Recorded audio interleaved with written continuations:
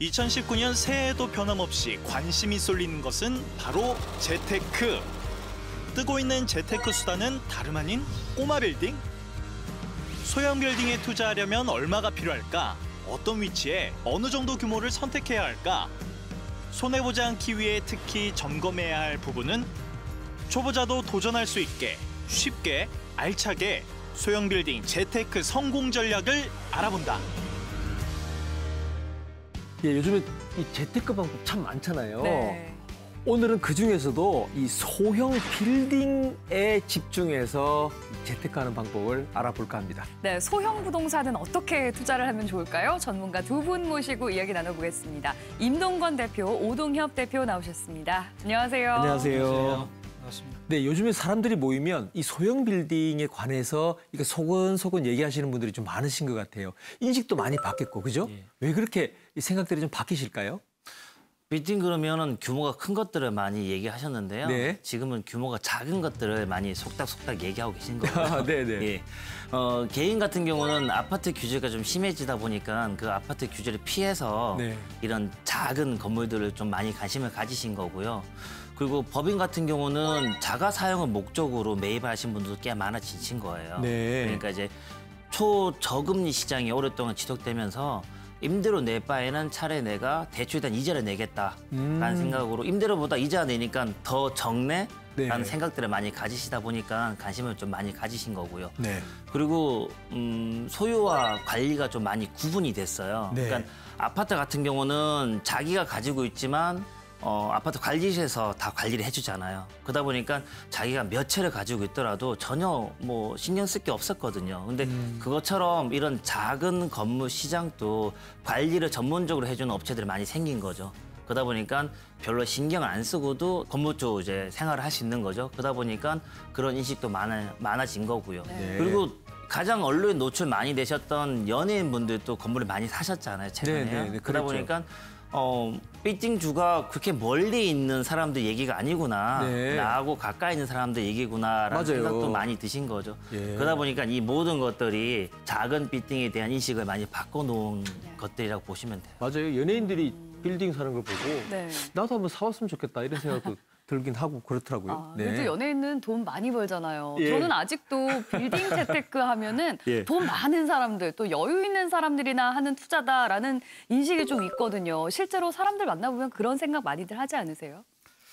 우리가 일반적으로 수익형 빌딩이다 그러면 이제 임대 수입을 목적으로 하는 건물이죠. 그런데 이제 우리가 길거리를 가다가 만나는 뭐 수백억 대, 크게는 뭐 수천억 대 빌딩들도 물론 수익형 빌딩이지만 이제 이면 지역에 있는 한 4, 5층짜리 꼬마 빌딩도 수익형 부동산이라고 할 수가 있겠죠. 네. 그렇다 그러면 이런 이제 꼬마 빌딩 같은 경우는 꼭 돈 많은 분들만 투자하는 것은 아닙니다. 아, 그렇군요. 네, 이것은 이제 뭐 월급쟁이라든가 자영업자라든가 또 뭐 아파트 한 채 가지고 이제 뭘 해야 될지 모르시는 오. 그런 은퇴하신 분들도 네네. 분명히 투자할 수 있는 그런 건물입니다. 네. 이 소형 빌딩이다, 투자하기가 좋은 소형 빌딩이다라고 하면 어떤 건물을 구체적으로 얘기를 하나요? 제가 이제 꼬마 빌딩이라는 말을 이제 처음 만든 장본인으로서 그렇죠. 제가 예, 예. 꼬마 빌딩에 대해서 네. 정의를 드린다면 이제 건물 가치는 한 50억 미만, 한 10억에서 50억 정도 되는 건물로서 한 뭐 5층 뭐 전후 네. 정도 되고요. 그다음에 이제 연면적은 한 서울 기준으로 300평 미만 네. 그 정도의 소규모 수익형 부동산을 말합니다. 아. 예, 예. 그러면 이런 소형 빌딩에 투자를 하고 싶으면 자금이 어느 정도나 있어야 되는 건가요? 지금은 그래도 최소한 한 10억 정도는 있어야 가능하다고 봅니다. 서울을 기준으로 해가지고 이제 10억이라 그러면 어쨌든 뭐 월급쟁이나 자영업자분들 이런 분들이 이제 거의 평생을 아주 성실하게 모은 돈이라고 할 수가 있는데, 그렇죠. 근데 이 돈을 가지고 이제 중개업소에 가서 꼬마 빌딩 수익형 부동산을 이제 매물을 소개를 받아보면 아마 실망이 크실 겁니다. 뭐 땅은 뭐 한 30에서 뭐 40평, 뭐 커봐야 50평 정도. 서울 같은 경우는 웬만하면 역세권 이면이라 해도 한 3천에서 5천만 원 정도 하니까. 네. 그리고 그 위에 있는 건물이라고 해봤자 뭐 한 2, 3층 뭐 이 정도의 아주 낡은 건물이라서 도저히 내가 그거를 살 수가 없어요. 살 마음이 안 생깁니다. 그런데 이제 이렇게 겉으로 보이는 부분에만 집중할 것이 아니고 네. 입지 분석과 상권 분석을 할 줄 알아야 됩니다. 그렇죠. 예, 그래서 그 위치에 가장 최적화된 그 건물이 어떤 건물이냐, 네. 뭐 다가구 주택이냐, 상가 건물이냐, 그 다음에 이제 그 상권, 예를 들어서 반경 한 300m 정도를 이제 한번 상권을 본다 그러면 그 안에서 어떤 임차인으로 층별 구성을 하면 최상이겠느냐, 뭐 이런 부분을 깊이 좀 생각을 해야 되겠고요. 만약에 이제 한 3층 이상이다. 그렇다 그러면 비록 낡았지만 네. 입지와 상권에 맞게 리모델링을 고려해 볼 수가 있겠고요. 그래서 이제 리모델링을 한다 그러면 보통 이제 연간 투자 수익률이 한 15% 정도 네. 그 정도를 기대할 수가 있고요. 그리고 예. 잘한다는 전제가 있어야 됩니다. 그리고 이제 신축을 한다. 네. 그럼 좀 고생은 되지만 약 20% 이상도 기대할 수가 있겠습니다. 그리고 이제 투자하실 때 유의할 부분은 결국은 이제 이게 뭐 5년이든 10년을 유지할 수도 있지만 궁극적으로는 또 매도할 수도 있기 때문에 네. 예, 가급적이면 전철역에서 500m 이내 역세권에 투자하시는 게 좋겠습니다. 네. 그러면 이 소형 빌딩을 이제 구매하고 나서 이 빌딩을 어떻게 활용을 하면 좋을까도 고민이 될 것 같은데 예. 소형 빌딩의 장점이 따로 있나요? 예, 있지요. 우선 이제 우리가 꼬마 빌딩과 아파트 투자의 그 장단점을 우선 간략히 말씀드리면 아파트의 가격 구조를 한번 보면은요. 예를 들어서 뭐 구반포 재건축 아파트 33평짜리가 뭐 30억까지 뭐 실제 거래가 됐던 적이 있었고 그렇다 그러면 제가 이제 이 건물가 가치와 토지 가치를 보면 네. 그 지역 그 3종 주거 지역이니까 평당 제가 한 8천 정도를 봐주면 대지 지분 13평에서 하면 한 11억 정도 대지 가격이 되고요. 그다음에 이제 건물 33평이니까 뭐 한 700만 원 따져봐도 뭐 한 2억에서 뭐 2억 5천 정도 됩니다. 그러면 이걸 합하면 뭐 한 14억. 땅값을 조금 더 쳐줘도 뭐 한 10, 한 5, 6억 정도인데 네네, 그렇죠. 예. 뭐 30억이다. 네. 이렇잖아요. 네. 네. 그럼 도대체 그 나머지는 뭐냐 이거죠. 이래서 아파트는 조금 그 도저히 이제 설명되기 어려운 부분이 가격 구조에 포함되어 있는 반면에 맞아요. 네. 꼬마 빌딩 같은 경우는 예를 들어서 이제 20년 이상 경과가 되었다. 그러면 거의 땅값으로만 살 수가 있습니다. 네. 50평짜리 꼬마 빌딩이다. 그러면 대지가 50평이고 평당 4천이다. 그러면 네. 5, 4, 20, 20억. 20억. 20억입니다. 예. 그래서 이제 꼬마 빌딩 가격은 아주 단순 명쾌하죠. 거의 거품이 없다. 네. 이게 가장 큰 강점이고 또 이제 꼬마 빌딩은 이제 대지가 비교적 뭐 40평이든 50평이든 가지고 있기 때문에 한 4, 5% 정도씩은 토지 가격이 상승을 합니다. 네, 그래서 이것은 안 보이는 부분이지만 이런 강점이 있고 또 임대 수입이 따르니까 이것은 그렇죠. 덤이라고 할 수가 있겠죠. 예, 네. 맞는 얘기 같습니다. 예. 오 대표님 같은 경우에는 이런 소형 빌딩을 매매하거나 또 관리도 많이 하고 있다고 들었는데요. 주로 어떤 상황, 지금 매매 상황은 어떻습니까? 아까 말씀드렸다시피 아파트 규제를 피해서 빌딩 네. 투자를 하시는 분들이 꽤 많다 보니까 매수자 총량은 늘었습니다. 그렇지만 투자 심리가 조금 더 가격이 내리지 않을까라는 생각 때문에 조금 더 지켜보고 계신 것 같고요. 그래서 언제 내가 살까 이 타이밍을 조금 더 보고 계신 것 같고요. 매도자 같은 경우는 지금 뭐 공시지가 인상이라든가 이런 어떤 악재들이 좀 있지만 총 들어오는 임대료에 비해서 이런 악재들은 좀 미미해요, 금액적으로. 그러다 보니까 지금 이런 악재들 때문에 내가 팔기보다는 좀 더 기다려보자. 그리고 지금 팔아서 양도세를 내고 나면은 이만한 건물도 못 산다. 다시 빌딩 시장에서 나와야 되거든요. 그러다 보니까 조금 더 지켜보고 기다려보자. 네. 라는 어떤 매도 분위기고요. 그래서 매수와 매도가 서로 관망하면서 시기를 좀 지켜보고 있는 그런 상황이라고 가격 보시면 됩니다. 변화는 한 1년 전과는 크게 변동이 없이 일단 가격은 1년 전보다 더 올랐죠. 왜냐하면은 이제 심리적으로 네. 어떤 시장의 어떤 물가라든가 이런 것들이 오르다 보니까 이 부동산이라는 게 어떤 실물 자산이지 않습니까? 네. 그러다 보니까 인플레이션에 대해서 어느 정도 해지는 해야 되는 부분들이 있고 그래서 가격은 조금 오는 감은 있죠. 그렇지만 아까 말씀드린 것처럼 매매가 계획에는 매매는 네, 활발하지는 활발하지가 않고요. 못하다. 네. 지켜보고 있는 상황입니다. 이 소형 빌딩이나 이런 거 살 때요. 내후주문에 있는 돈을 다 털어서 살 수가 없잖아요. 가격이 높으니까. 그래서 아무래도 대출을 받게 되는데 아파트 대출이랑 이 소형 빌딩 대출이랑 이 대출이 좀 다른가요? 예, 많이 다릅니다. 그러니까 아파트 같은 경우는 다주택자들에 대한 규제도 좀 심한 편이고요. 그리고 또 DTI라든가 아니면 DSR 뭐 이런 규제들이 많이 생겼잖아요. 예, 많이 또 시행되고 있고.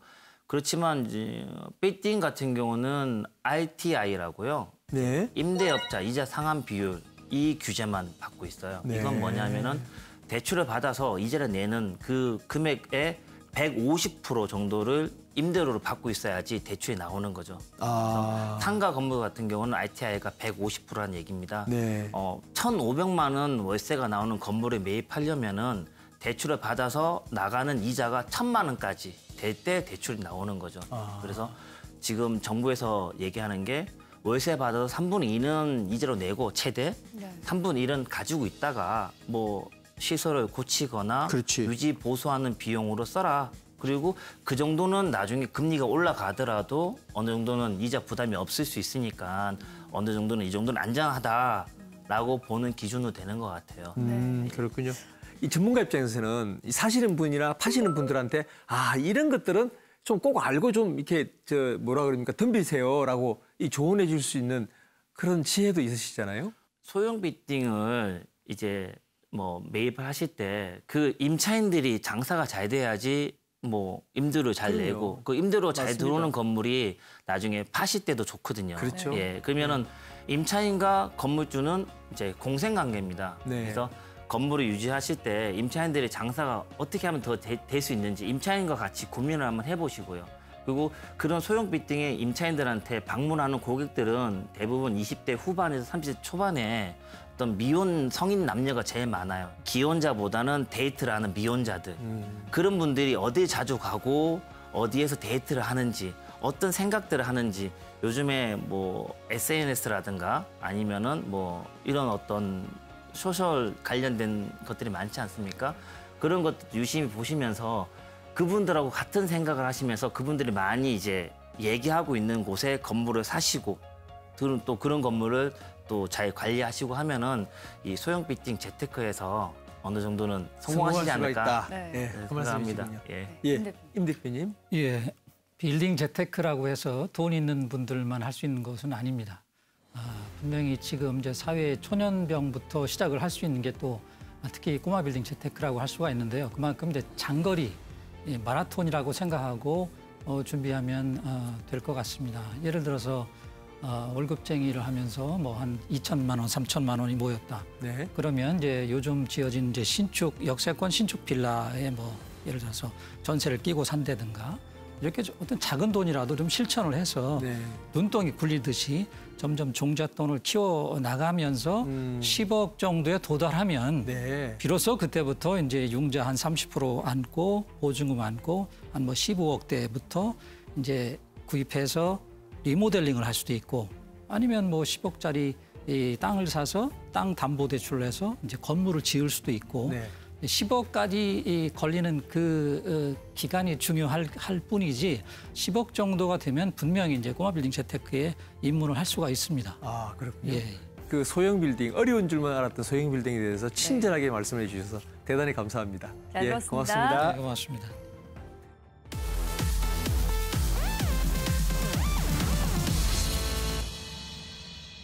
추억이 가득해서 버리지도 못했던 애물단지 물건들이 돈이 된다는 사실 알고 계셨나요? 이번 시간에는 오래된 물건으로 재테크하는 방법을 알려드리겠습니다. 집안 구석 어딘가에 굴러다니는 동전. 이 동전 하나가 수십만 원에서 수백만 원을 호가한다는 말 다들 한 번씩 들어보셨죠? 유독 값어치가 높은 동전이 따로 있다고 그럽니다.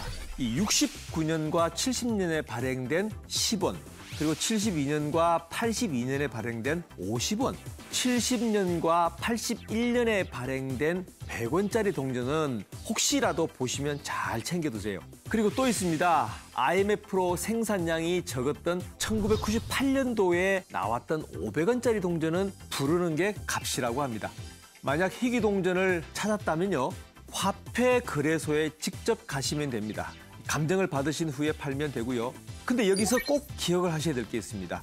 희귀 동전을 발견하셨다고 해서 이걸 은행에 가시면 그냥 새 동전으로 바꿔주기만 하고 맙니다. 그래서 은행 말고 화폐 거래소에 가셔야 가치를 제대로 인정받을 수 있습니다. 이 아날로그의 대표적인 물건이죠. LP판. 이 LP판은 희소 가치에 따라 원가의 10배 정도로 거래가 되고요. 과거에 불량 만화라고 태워버리기 일쑤였던 5, 60년대 이 만화책, 이 한 권이 100만 원, 희귀본이면 수천만 원까지 올라갔다고 합니다. 평창 올림픽 개최 효과를 톡톡히 본 물건도 있는데요. 88년 서울 올림픽 마스코트였던 호돌이 기억하시나요? 이 호돌이 인형 가격은 정가의 수십 배, 그리고 10만 원짜리였던 칠보 배지는 30만 원까지 가격이 뛰었다고 합니다. 그 밖에도 우유회사나 음료회사에서 이 판촉용으로 나눠줬던 비매품 컵도 인기를 끌고 있다고 그럽니다. 20만 원 넘게 팔리는 것도 있다고 그러네요. 앞서 말씀드렸듯이 이 물건들이 집에 있다면 망설이지 말고 인터넷 중고 거래 사이트를 통해서 팔아보십시오. 이참에 집안 정리도 하시고 또 돈도 벌고 일석이조입니다. 오래된 물건으로 알뜰하고 똑똑한 재테크 해보시길 바랍니다. 지금까지 장광익의 머니톡톡이었습니다.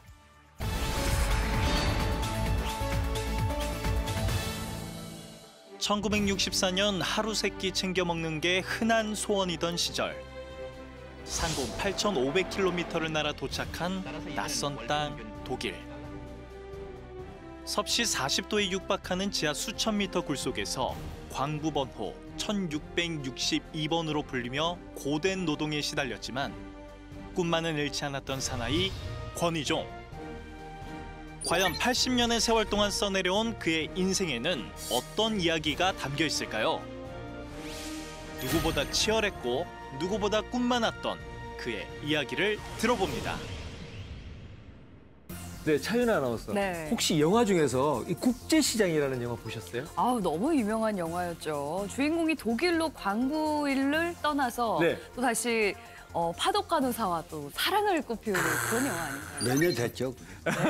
그렇습니다. 네, 맞습니다. 그 영화 속 그 파독 광부의 실제 모델이 네. 오늘 제가 모신 파워피플의 주인공이십니다. 네, 너무 기대가 되는데요. 네. 엄청난 인생 역전 스토리가 펼쳐질 것 같습니다. 권희종 아프리카 아시아 난민교육후원회 회장 나오셨습니다. 어서 오세요. 네, 어서 오세요. 안녕하십니까. 안녕하세요. 네. 저희가 듣기로 올해 연세가 80이라고 들었어요. 네, 맞습니다. 근데 누가 80이라고 그러겠어요? 네, 감사합니다. 네, 네. 이렇게 젊고 이렇게 밝게 사시는 비결이 뭔가요? 긍정적이고 낙천적으로 사는 것하고 예, 예. 그리고 내가 좋아하는 일을 하고 네. 그 일이라도 의미 있는 일을 하고 어. 맨날 즐겁게 사니까 이게 네. 내가 가장 좋아하는 일을 하니까 네.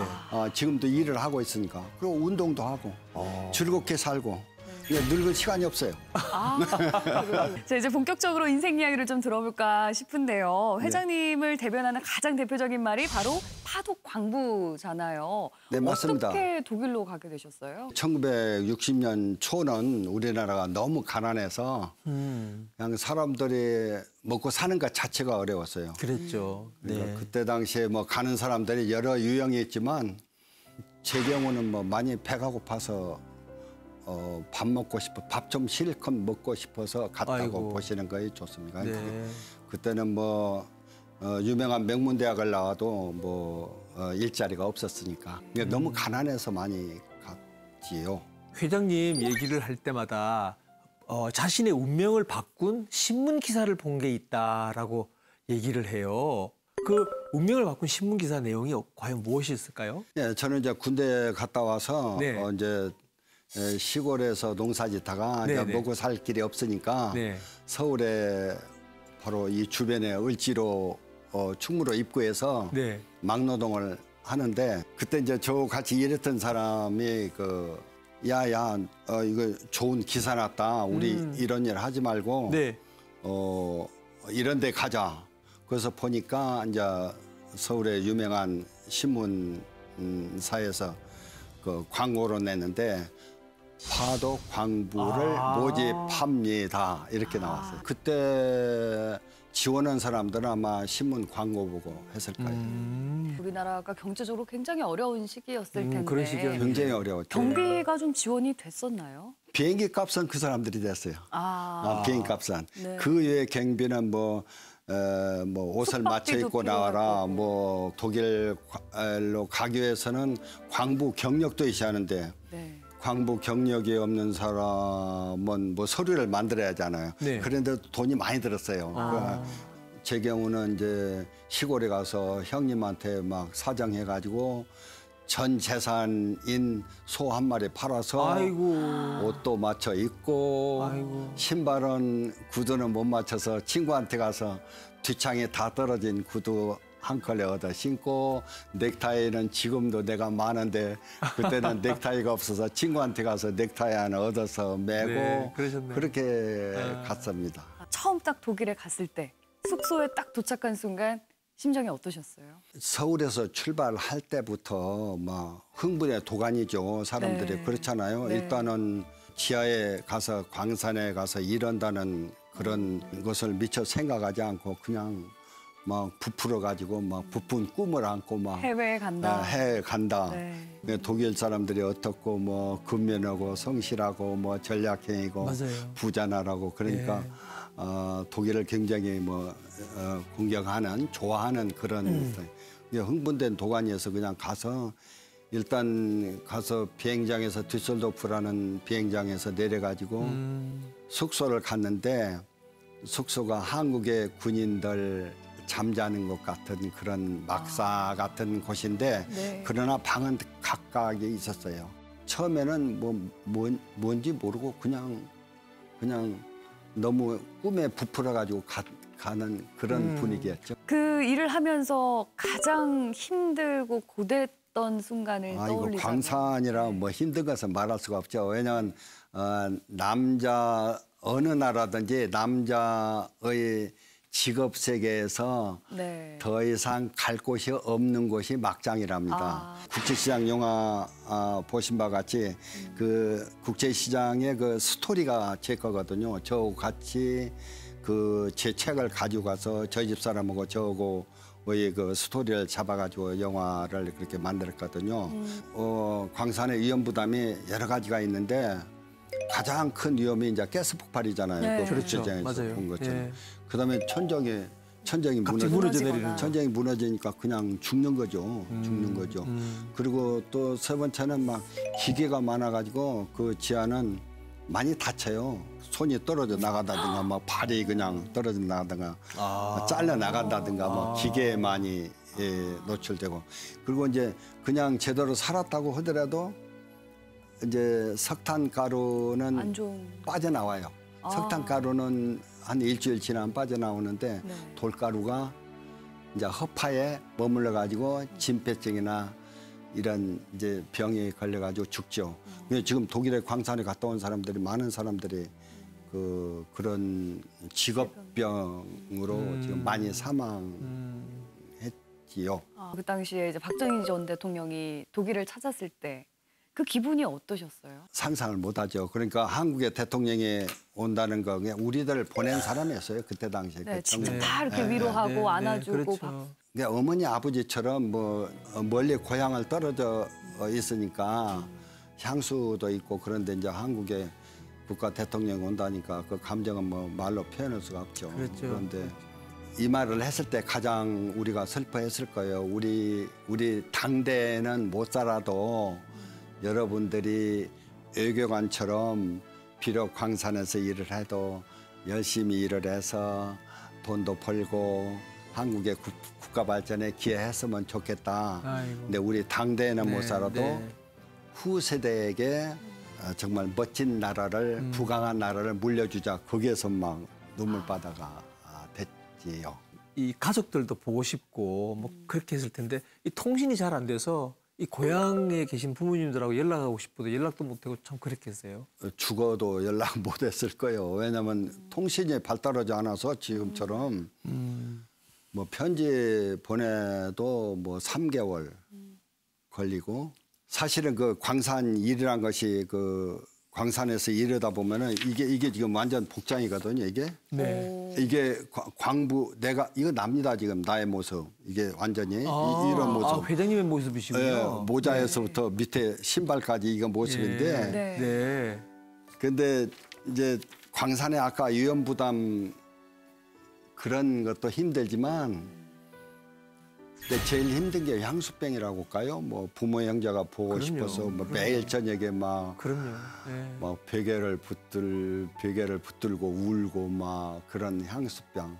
이게 더 일보다도 그게 더 어려운 것 같아요. 그러니까 제 경우는 광산에 있을 때도 그렇지만 공부할 때도 그 오랜 기간에 그게 제일 힘들었다. 고향. 그렇게 고향 생각을 많이 하셨는데 3년 계약 기간이 끝나고서도 13년을 독일에 더 사셨다고요. 그래서 제 꿈을 이루고자 어떤 꿈? 초등학교 2학년 때부터서 그 담임 선생님이 너는 귀엽게 생겼으니까 앞으로 나처럼 선생이 되라. 그게 이제 각인이 돼가지고 그 꿈을 꼭 이뤄야겠다. 이런 저의 어떤 저의 생각, 굳은 어떤 마음 그것이 변하지 않았어요. 그러니까 제가 독일 광산에서 일할 때도 광산에서 일할 때 막 이게 아까 광산이 얘기했는데 이게 생과 사라는 일기가 있어요. 이 일기 쓴 사람은 나밖에 없어요. 제가 땅속에서 이거 밑에가 공부거든요. 공부할 때는 이렇게 지하에서 그 일하면서 네. 내가 그 꿈을 이루고자 이렇게 문법책을 하나하나 찾아가면서 석탄 가루하고 막 뒤범벅이 돼가지고 공부한 책입니다. 예를 들면. 정말 보물이네요. 정말 그러니까 그 꿈을 이루고 싶은 그런 각오가 있어서 그걸 끝까지 몰입을 하자. 그래서 참고 견디고 제 꿈을 이뤘죠. 그래서 13년간 더 있다가 독일에 16년간 있다가 한국에 나왔습니다. 그렇게 대한민국 최초로 독일 사범대학교 박사가 되고 1979년에 귀국을 하셨잖아요. 그 이후로도 계속 교육계에 몸담아 오셨는데 이렇게 교육계에 계속 길을 걷게 된 이유가 따로 또 있으시다고요. 한국에 됐든 독일에 됐든 어떤 도움을 많이 받으면서 살아왔기 때문에 지금은 이제 갚으면서 베풀면서 살자 그런 취지고 그리고 저의 남은 인생을 계속 이런 교육 사업 쪽으로 그리고 이제 어려운 사람들을 위해서 불우한 사람들을 위해서 그런 취지로 활동도 하고 일도 하고 새벽에 4시부터 일어나가지고 그걸 구상하고 그걸 실현하려고 그러고 앞으로 세계적인 그런 교육운동으로 펼치고 싶은 게 제 꿈입니다. 그래서 네, 그래서 지금도 저기 하시는 일이 아시아와 아프리카의 어린이 이 교육을 후원하고 있는 난민 어린이를 후원하고 있는. 이름은 이제 시작은 난민으로 시작했지만 네. 그래서 실질적인 교육 운동입니다. 네. 그래서 동남아 예를 들어서 몽골이라든가 인도네시아, 캄보디아, 뭐 라오스, 필리핀, 베트남 뭐 이렇게 동남아 쪽으로 아프리카 이제 아프리카 쪽은 이제 케냐, 그다음에 탄자니아 뭐 이런 쪽으로 해서 그 도시 지역에서 빈민가 아이들을 위해서 이제 과거에는 우리가 구걸하는 나라였지만 이제 지금은 베푸는 나라가 됐기 때문에 14개 나라에 만여 명의 아이들을 이렇게 후원하고 있습니다. 그래서 후원자들에 의해서 이렇게 십시일반으로 이제 국민들 중에 후원자들이 있어가지고 그 후원금을 모아서 그 아이들에게 전적으로 교육비를 지원해주고 있습니다. 이렇게 좋은 일을 하시면서도 우리 저 회장님은 무보수 정말 봉사직으로만 활동을 하신다고 제가 들었어요. 다른 그죠? 사람들은 다 뭐 거창하니 뭐 법인카드도 쓰고 뭐 자동차도 뭐 달라고 그러고 비서도 네. 달라고 하는데 저는 그런 제가 제일 먼저 출근합니다. 그리고 제 방에는 모든 가구가 제가 가져간 거예요. 아, 그리고 에어컨도 제가 사고 예를 들어서 컴퓨터도 제가 제 돈으로 가져가고 이게 만일에 보수를 받으면 제가 재미가 없을 거예요. 그리고 떳떳하지 않고 그런데 무보수로 일하니까 아주 하고 싶은 일을 하고 그리고 내가 평생 꿈이 그거였고 그러니까 그렇지. 무보수로 일하니까 즐겁고 처음에 말씀하신 바와 같이 젊고 행복하고 긍정적으로 살고 그런 거죠. 대단하게 그러시구나. 느껴집니다. 아, 네. 더 이상 원할 것이 없어요. 저는 뭐 하고 싶은 거 다 했고 네. 차관급짜리 그 청소년 분야의 차관급짜리 직책도 공직 생활도 했거든요. 2만 명 중에 국립대학 교수 온 사람은 나 혼자밖에 없고 그다음에 차관급 그 직책을 가졌던 사람도 나 혼자밖에 없고 대통령 자문위원을 여러 분야의 자문위원 사람도 나밖에 없고 책을 60권 쓴 사람도 나밖에 없고 대단한 열정이시네. 대단한 네. 열정. 너무 내 자랑을 많이 했네요. 아닙니다. 충분히 자랑하셔도 됩니다. 됩니다. 예. 네. 전형적인 우리 요즘 말로 이 흙수저에서 가장 성공하신 이런 이 모델이라고도 할 수가 있는데 요즘 젊은이들이 참 많이 어려워합니다. 취업도 잘 안 되고 힘들어하는 모습들을 많이 보이는데 그 젊은이들을 위해서 좀 좋은 말씀 한 말씀 해주세요. 저는 지금도 강의를 많이 다니거든요. 학생 대상, 뭐 군인 아저씨 대상, 뭐 경찰 대상 하는데 저는 어디 가서든지 하는 예의가 있습니다. 그러니까 어느 나라든지 어느 나라 청소년든지 자기 발등에 떨어진 불을 끌 수 있는 사람은 어디 가서도 끈다. 그러니까 좀 이상한 얘기지만 여기서도 적응 못하면 저기서도 적응 못하고 이쪽 직장에서 끝까지 일을 못하면 저쪽 직장에 가서도 못하고 그러니까 일자리가 없는 것이 아니고 일자리는 충분히 있는데 이게 3D 더러운 일을 안 하려고 하니까 문제가 있다. 그치. 그래서 저는 지금 이 80세 나이라도 내가 정말 먹고 살 길이 없다. 그러면 저는 지금도 내 아까를 끌을 수 있는 그런 용기가 있다는 거죠. 그냥 꿈과 희망을 가지고 그리고 한국의 멋진 나라인데 그리고 세대 간의 갈등도 좁혀가면서 행복한 나라를 이룩하는 것이 우리 젊은이들에게 부탁하고 싶은 말씀입니다. 네. 인생은 한 권의 책과 같다는 말이 있죠. 우리나라에는 특히 근 100년 동안 워낙 많은 일들이 일어났잖아요. 그래서인지 이 시대를 관통해온 분들의 얘기를 듣고 있자면 마치 역사책 한 권을 읽는 느낌이 듭니다. 맞습니다. 긍정적인 마음가짐이 인생을 얼마나 행복하게 해주는지 깨닫는 시간이었는데요. 올해는 좀 일부러라도 이렇게 활짝 좀 그럼요. 웃어야겠어요. 네, 맞습니다. 네, 좋은 생각입니다. 시청자 여러분들께서도 좋은 메시지가 전해졌기를 바라면서 저희는 다음 주에 더 좋은 내용으로 찾아뵙겠습니다. 안녕히 계세요.